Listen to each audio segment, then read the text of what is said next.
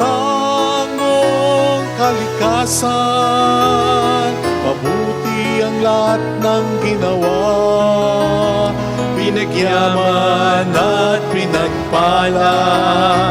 Ang tao'y kanyang nilalang, kalarawan at kawangis niya. At kahit hindi naging tapat, ay kanya pa rin minahal. Halina tayong lahat ay umawi, sa Panginoon tayo ay magpuri, pagkat ating nakita ang dakilang pag-ibig ng Diyos. Sa ngalan ng Ama at ng Anak at ng Espiritu Santo. Amen. Sumayin niyo po ang Panginoon. At sumaiyo rin. Ialay natin ang misang ito bilang pasalamat sa Diyos at bilang pagparangal din naman sa ating mahal na Ina. At upang tayo maging marapat, halina't magsisimuna para sa ating mga kasalanan at pagkukulang. Tayo pong lahat, inaamin ko sa makapangyarihang Diyos at sa inyo mga kapatid, na lubha akong nagkasala sa isip, salita at sa gawa, at sa aking pagkukulang. Kaya sinasamo ko sa mahal na Birheng Maria, sa lahat ng mga anghel at mga banal, at sa inyo mga kapatid, na ako'y panalangin sa Panginoong ating Diyos. Kaawaan tayo na mapagmahal na Diyos, patawarin sa ating mga sala, at patnubayan hanggang sa buhay na walang hanggan. Amen. Panginoon, kaawaan mo kami. Panginoon, kaawaan mo kami. Kristo, kaawaan mo kami. Kristo, kaawaan mo kami. Panginoon, kaawaan mo kami. Panginoon, kaawaan mo kami.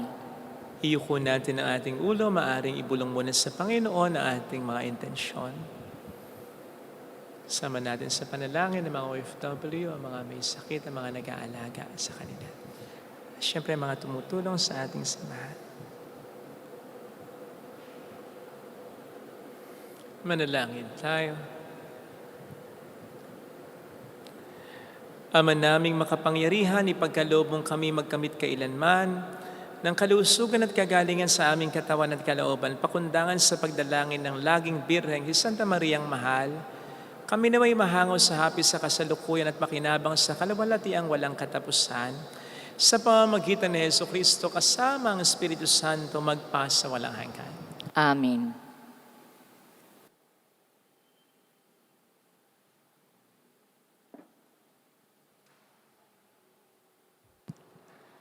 Ang salita ng Diyos mula sa ikalawang sulat ni Apostol San Pablo sa mga taga-Korinto.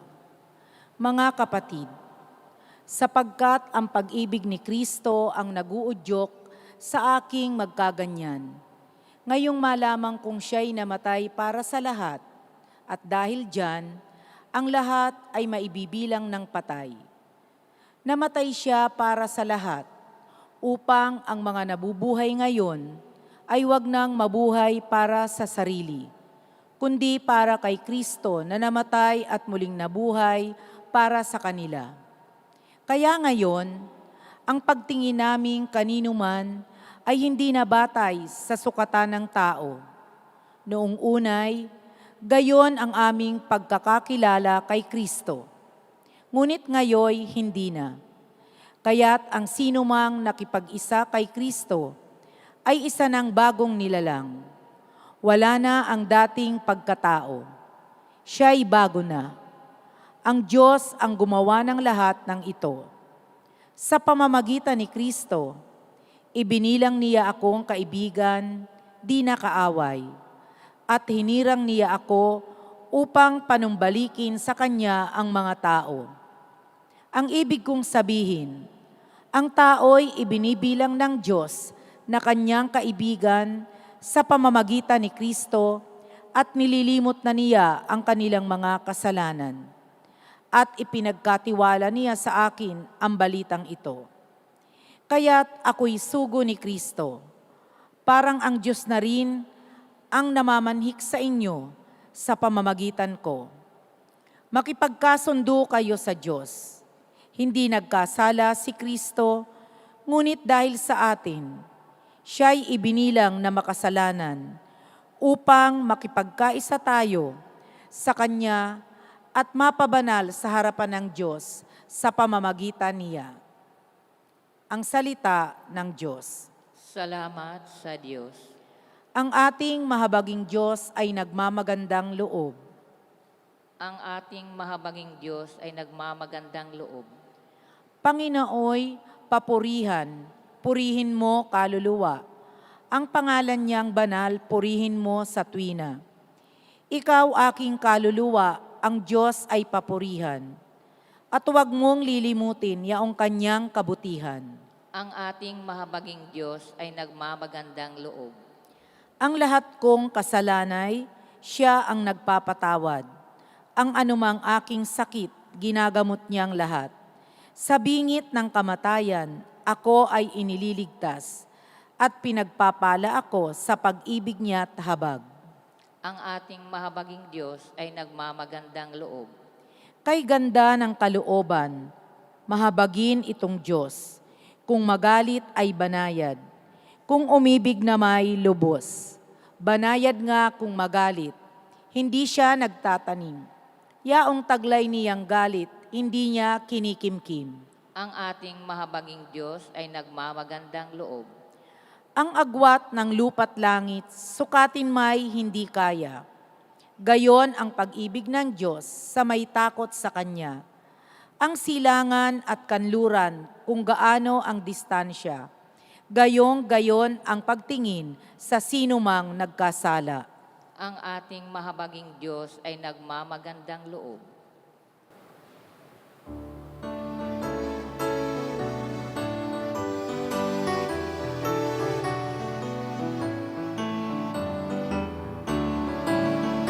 Alleluia, alleluia, alleluia. Alleluia, alleluia, alleluia.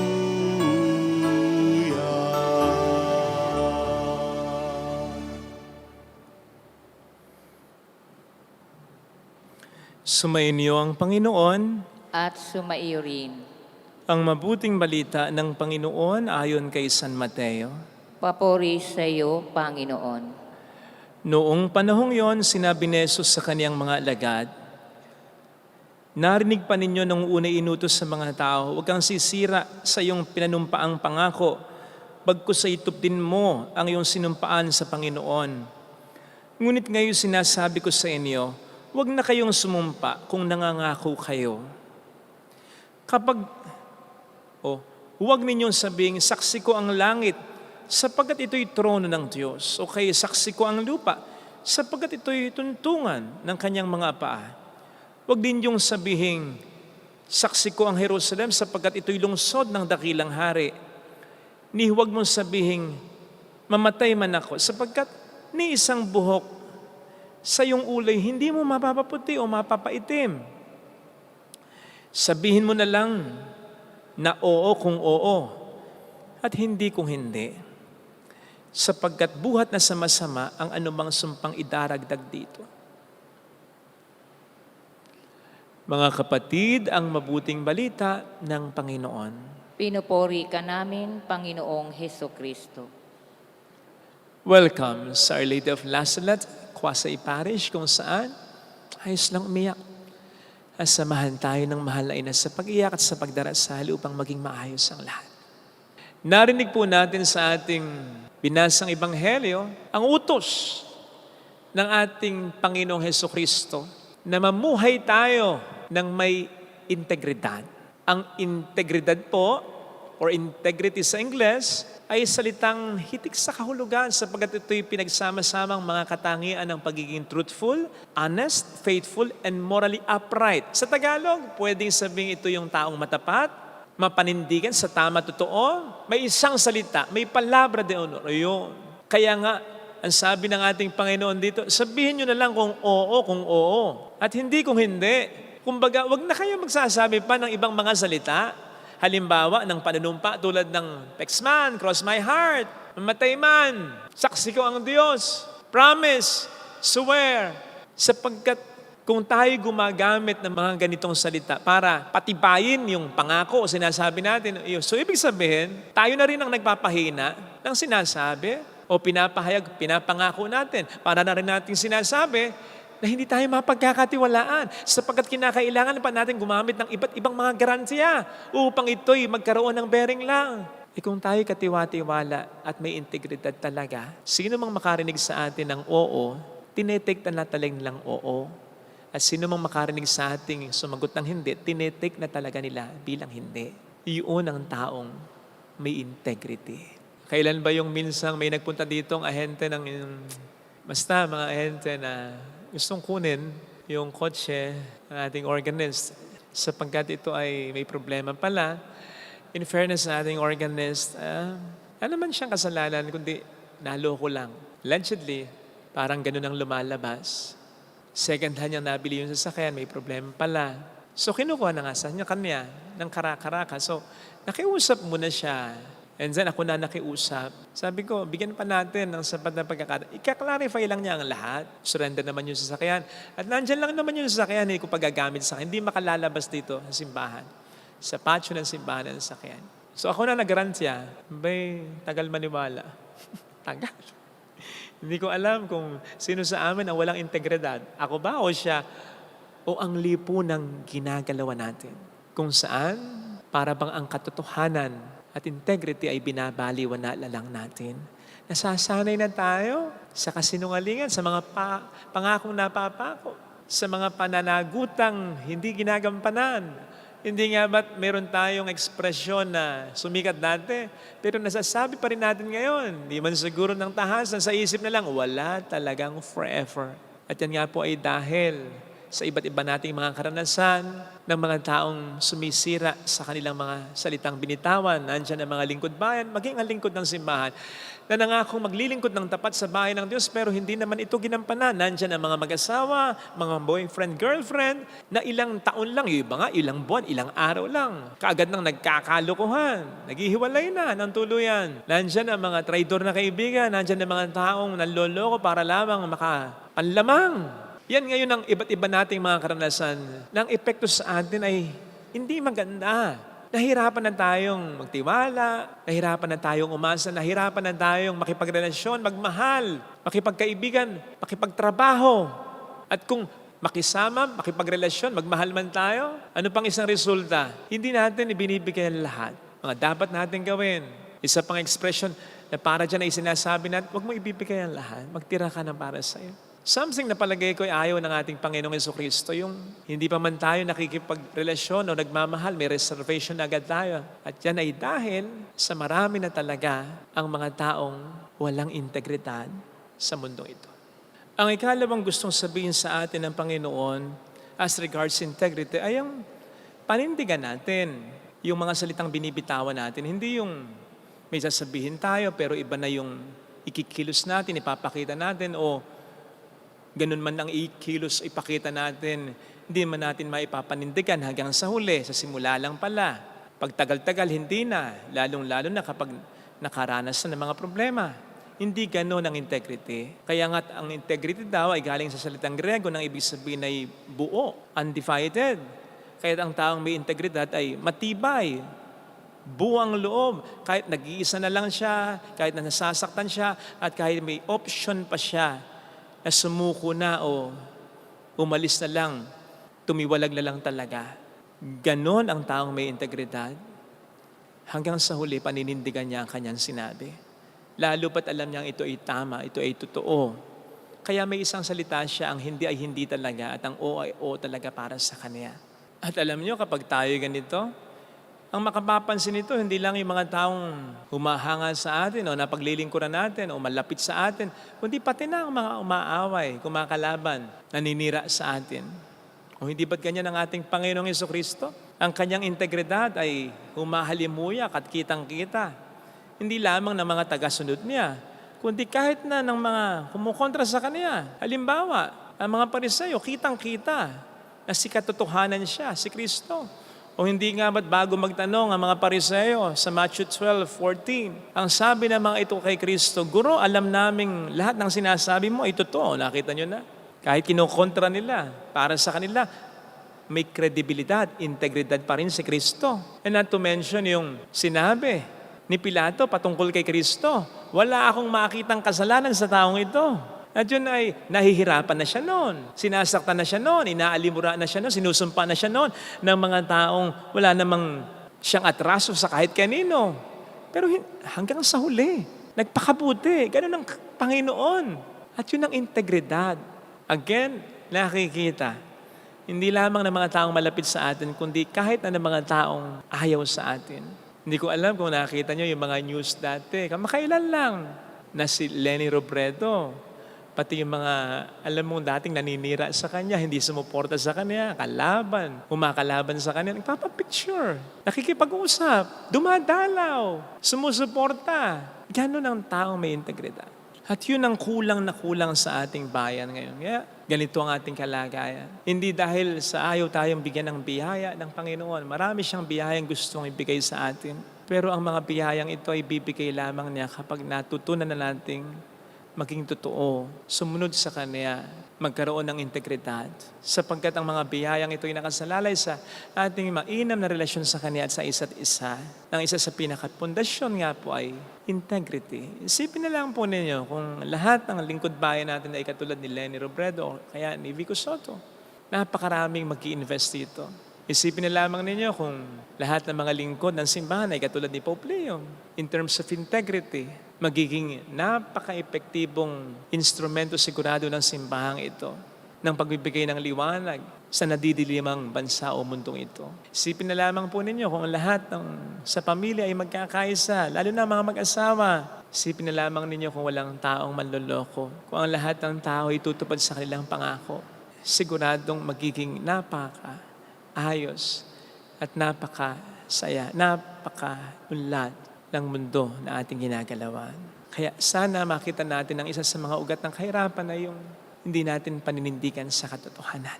At hanggang ngayon, hindi tayo magising sa aspetong yan. Hanggang ngayon, hindi natin pinapahalagahan ng katotohanan. Marami sa atin ang nabubuhay pa rin sa kasinungalingan. Maliwanag ang sabi ng Panginoon sa ating Ebanghelyo, buhat na sama-sama ang anumang sumpang idaragdag dito. Buhat na sama-sama ang lahat ng mga bagay na hindi isakop ng integridad ng isang tao. Ito sana ang hilingin nating biyaya sa banal na pagdiriwang na ito. Ilagay natin ang ating kanang kamay sa tapat ng ating puso.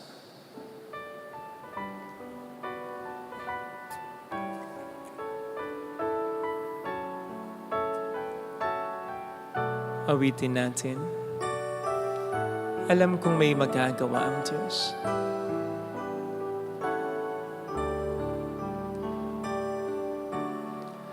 Alam kong may magagawa ang Diyos. Alam kong may magagawa ang Diyos. Alam kong may magagawa Walang imposible sa Kanya. ang Diyos. Kung ako'y magtatapat, Kung ako'y magtatapat sa Kanya'y maglilingkod. sa Kanya'y maglilingkod. Alam kong may magagawa ang Diyos. May magagawa ang Diyos. Alam kong di rin ng Diyos ang samo ko, Kung di sapagkat mahal niya ako. ng Diyos ang samo ko. Alam kong di rin ng Diyos ang samo ko, Alam kong di ringgit ng Diyos sapagkat alam niya ang kinakalagayan ko. Kung ako'y magtatapat, Kung ako'y magtatapat sa Kanya'y maglilingkod. sa Kanya'y maglilingkod. Alam kong di rin ng Diyos ang samo ko. Pikit natin ang ating mga mata. Panginoon, tulungan mo kong maging tapat sa iyo at sa kapwa ko. Sapagkat ang hindi ko pagiging tapat ang siyang madalas na nagtutulok sa akin sa pagkakasala, maging sa kalungkutan dahil sa mga problemang nangyayari na resulta ng hindi ko pagiging tapat sa iyo at sa aking kapwa. Tulungan mo akong maging mapanagutan at panindigan kung ano ang tama. Mag-isa man ako, masaktan man ako, mahirapan man ako, tulungan mo akong maging saksi ng katotohanan sa kapwa ko. Tulungan mo akong huwag panilang sa kasinungalingan, panluloko ng Diablo. Alleluia! Alleluia! Purihin ang Diyos. Alleluia! Alleluia. Pasalamatan siya. Siya ay muling babalik sa atin. Hindi kanya iiwan. Hindi kanya pababayaan. Paniwalaan mo yan. May integridad at Diyos. Dahil may isang salita siya. Natulad tayo sa Kanya. Nahirapan tayong pagtiwalaan ng Panginoon. Dahil tayo mismo, hindi katiwa-tiwala. Niisip natin yung nagsisinungaling tayo, nagsisinungaling siya. Kaya mamuhay na tayo sa katotohanan upang ang Diyos ay hindi na nadadamay sa ating kasinungalingan, upang maging mas madali para sa atin na magtiwala sa Diyos. Kung magiging katiwa-tiwala din tayo tulad niya, mayroong magandang mangyayari sa iyo. Sa ekspresyon na walang forever, nadadamay ang Diyos. Remember that God is forever. He is the same yesterday, today, and forever. He is solid. He is steadfast. He is the rock. He is unchanging. Hindi siya sinungaling. Papuri sa Ama at sa Anak sa Espiritu Santo. Kapara ng sa unang-una ngayon, magpakailanman, magpasawalang hanggan. Amen.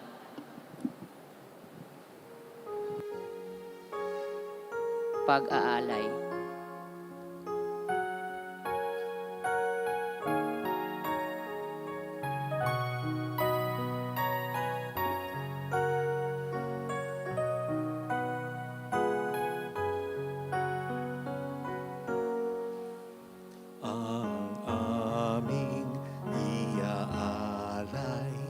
Sa'yo, Panginoon, ang bunga ng aming pinagpaguran,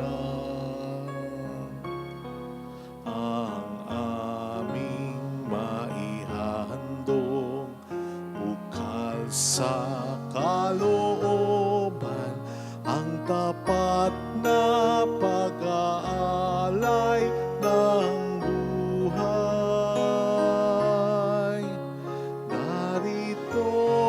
Panginoon, ang tinapay at alak, ang pagkain inumin sa gisag ng buhay. Tanggapin mo at iyong masmasan upang sa iyo kami makinabang. Manalangin tayo, pang ating handog ay maging kalugod-lugod sa Diyos samang makapangyarihan. Tanggapin nawa ng Panginoon itong paghahain sa iyong mga kamay, sa kapurihan niya at karangalan, sa ating kapakinabangan at sa buong sambayanan niyang banal. Ama naming lumikha, ang iyong nagkatawang taong anak ay tumulong nawa sa aming ginagawa upang siya na iniluwal ni Maria ng di bumawas, kundi lalo pang nagpagganap sa pagkabirhen, ay magpagindapat na kalugdan mo ang aming paghahain sa ikapagpatawad ng mga kasalanan namin, sapagat siya ang Panginoong kasama mo at ng Espiritu Santo, magpasa walang hanggan. Amen. Sumainyo ang Panginoon. At sumairi, Itaas sa Diyos ang inyong puso at diwa. itinaas na namin sa Panginoon. Pasalamatan ng ating Panginoong Diyos. Marapat na siya ay pasalamatan. Ama naming makapangyarihan, tunay ngang marapat na ikaw ay pasalamatan, bukod mong pinagpalang maging ina ni Jesucristo, ang mahal na birhen nagpupuri at nagagalak sa iyo. Ikaw ang gumawa ng tanang dakilang bagay, ikaw ang lubilingap sa lahat kailanman. Nilingap mo ang mahal na birhen bilang iyong abang alipin. na iyong binigyan ng tungkuling kumalinga sa anak mong manunubos namin. Kaya kaisa ng mga anghel na nagsisiawit ng papuri sa iyo ng walang humpay sa kalangitan, kami nagbubunyi sa iyong kadakilaan. Santo, Santo, Santo, Panginoong Panginoong Diyos ng mga hukbo, napupuno ang langit at lupa ng kadakilaan mo. Hosana sa kaitaasan. Pinagpalang na parito sa ngalan ng Panginoon. Hosana sa kaitaasan. Ama naming banal, ikaw po ang bukal ng tanang kabanalan, kaya sa pamamagitan po ng iyong Espiritu, gawin mong banal ang mga kaloob na ito upang para sa amin ay maging katawan at dugo ng aming Panginoong Hesukristo. Bago niya pinagtiis ang kusang loob na maging handog, kinawakan niya ang tinapay, pinasalamatan kaniya, pinaghati-hati niya iyon, iniabot sa kaniyang mga alagad at sinabi, "Tanggapin ninyong lahat ito at kanin. Ito ang aking katawan na iahandog para sa inyo."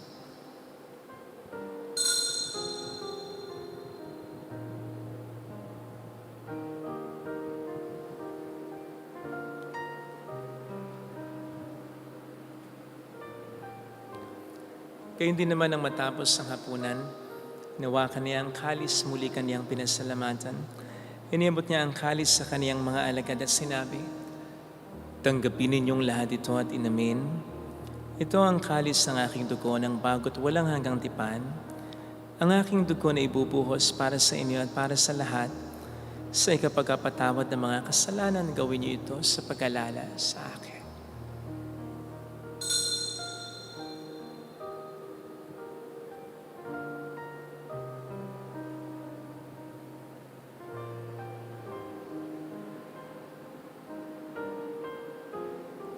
Ipagbunyi natin ang misteryo ng ating pananampalataya. Si Kristo'y namatay, si Kristo'y nabuhay, si Kristo'y babalik sa wakas ng panahon. Ama, ginagawa namin ngayon ang pag-alaala sa pagkamatay at muling pagkabuhay ng iyong anak, kaya inialay namin sa iyong tinapay ng buhay ng kalis ng kaligtasan. Kami nagpapasalamat dahil kami iyong minarapat at tumayo sa harap mo para maglingkod sa iyo. Sinasamo namin kami na magsasalo sa katawan at dugo ni Kristo ay mabuklod sa pagkakaisa sa pamamagitan ng Espiritu Santo. Ama, lingapin mo ang iyong simbahang laganap sa buong daigdig. Puspusin mo po kami sa pag-ibig kay San Leon na aming Papa, ni Dennis na aming Obispo at ang Tanang Kaparian. Alalahan mo po ang mga kapatid naming nahimlay nang may pag-asang sila'y muling mabubuhay, lalo na po ang aming mga ipagdarasal. Saglit tayong yumuko habang pinagdarasal ang ating mga mahal na yumao. Kaawaan mo sila at patuloyin sa iyong kaliwanagan. Kaawaan mo at paging tapatin kaming lahat na makasalo sa iyong buhay na walang wakas. Kaisa ang mahal na Birhen ng Lasalet, ang ina ng Diyos.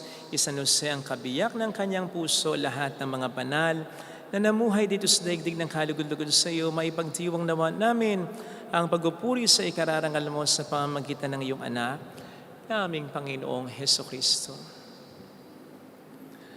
Sa pamamagitan ni Kristo, kasama niya at sa Kaniya, ang lahat ng parangal, papuri ay sa iyo, Diyos sa mga makapangyarihan, kasamang Espiritu Santo, magpa sa walang hanggan. Amen. Tumawag tayo sa ating Ama.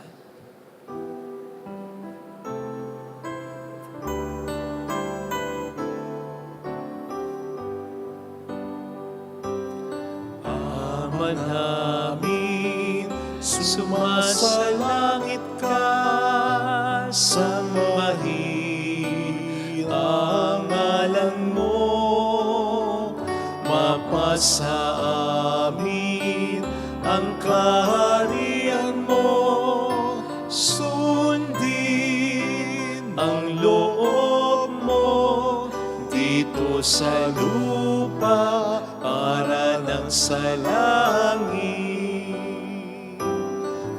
Bigyan mo kami ngayon ng aming kakanin sa araw-araw. At patawarin mo kami sa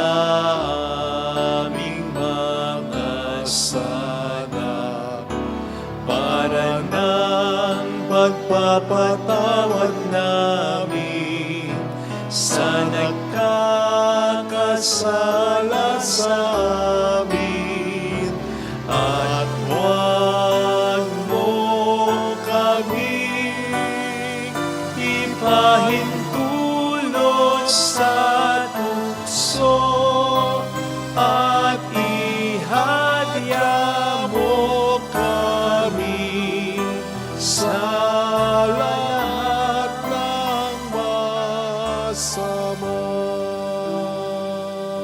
Niling namin kami adya sa lahat ng masama, pagkalooban ng kapayapaan araw-araw, iligtas sa kasalanan, sa kapahamakan, samantalang aming pinaghahandaan ang dakilang araw ng pagpapahayag ng tagapagligtas namin sa Heso Kristo. Sapagkat iyo ang kaharian, ang kapangyarihan at ang kapurihan magpakailanman. Amen. Panginoong Heso Kristo, sinabi mo noon, sinasabi mo rin sa amin ngayon, kapayapaan ang iniiwan ko sa inyo, ang aking kapayapaan ang binibigay ko. Tunghayin mo ang aming pananampalataya, huwag ang aming pagkakasala. Pagkalooban mo kami ng kapayapaan at pagkakaisa-ayon sa iyong kalooban, kasama ang Espiritu Santo magpasa walang hanggan. Amen. Ang kapayapaan ng Panginoon ay sumainyo nawang lahat. At sumaiyo rin. Magbigayan tayo ng kapayapaan sa isa't isa. Kapayapaan po. Peace be with you. Kordero ng Diyos Na nag-aalis ng mga kasalanan ng sanlibutan, maawa ka sa amin. Kordero ng Diyos na nag-aalis ng mga kasalanan ng sanlibutan, maawa ka sa amin. Kordero ng Diyos na nag-aalis ng mga kasalanan ng sanlibutan, ipagkaloob mo sa amin ang kapayapaan.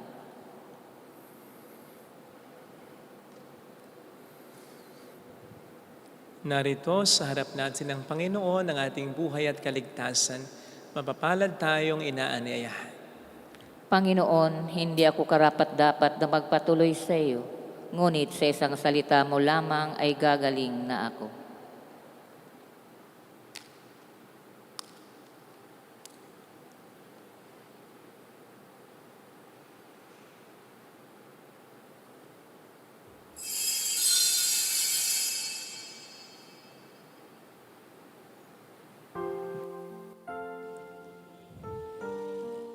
Panalangin para sa espiritual na pakikinabang. Panginoong Hesus, ako ay naniniwala na ikaw ay nasa kabanal-banalang sakramento. Iniibig kita ng higit sa lahat at ninanasa kong tanggapin ka sa aking kaluluwa. Sapagkat sa mga sandaling ito, hindi kita matatanggap sa sakramento. Tumuloy ka sa espiritu sa aking puso. Niyayakap kita na parabang naririto ka na.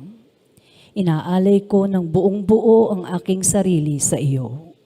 Huwag mong hayaang mawalay ako sa iyo. Amen.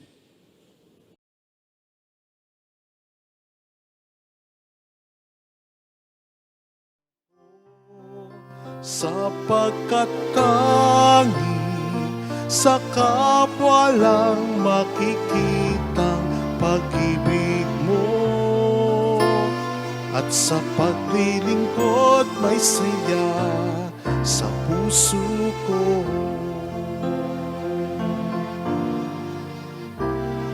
Panginoon, ituro mo landas ng pagmamahal, maging bukas ang palad sa pagtulong sa kapwa ko.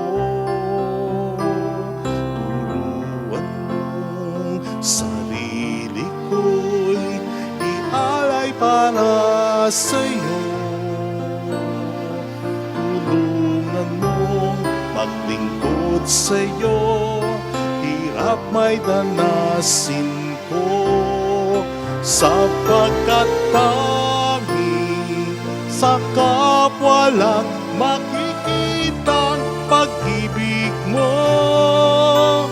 at sa paglilingkod may saya, at sa paglilingkod may saya, at sa paglilingkod may saya sa puso ko, sa puso ko. sa puso ko.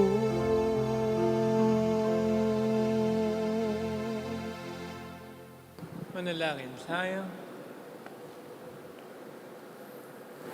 Ama naming mapagmahal, sa pag-asalo namin sa banal na pakikinabang, ang iyong kagandahang loob ay aming hinihiling upang ang pagkaparangal namin sa mahal na birhen at pagtulad namin sa Kanya ay magpagindapat na aming paglingkuran ng pagganap sa kaloob mong kaligtasan sa pamamagitan ni Jesucristo kasama ng Espiritu Santo magpasa walang hanggan.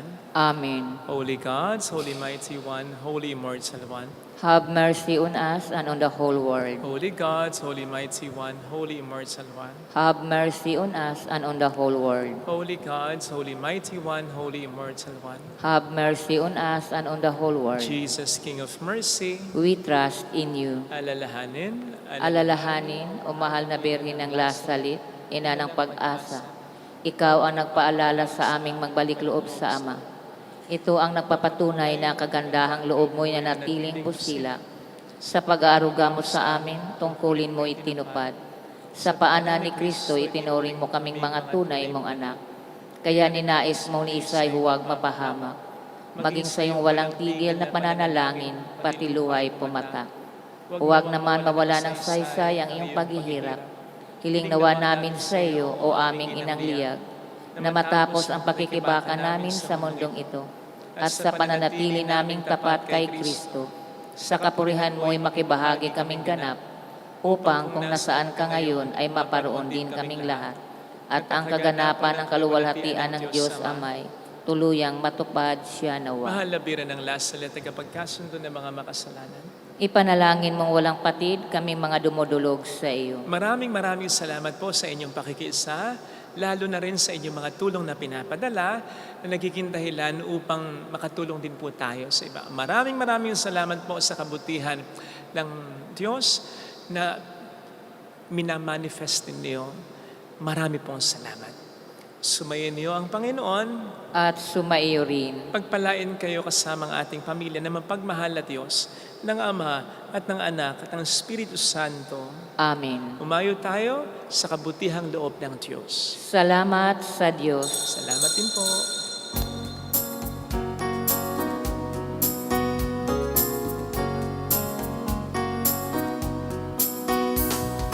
On this day, O Mother of our Lord, we sing you praise for lighting up our way. Your tears did soften up the hearts of men and they still do today. May our love for you bring comfort in your pain. On this day, O Mother of our Lord, we sing you praise for lighting up our way. Your tears did soften up the hearts of men and they still do today. May our love for you bring comfort in your pain. Salamat po.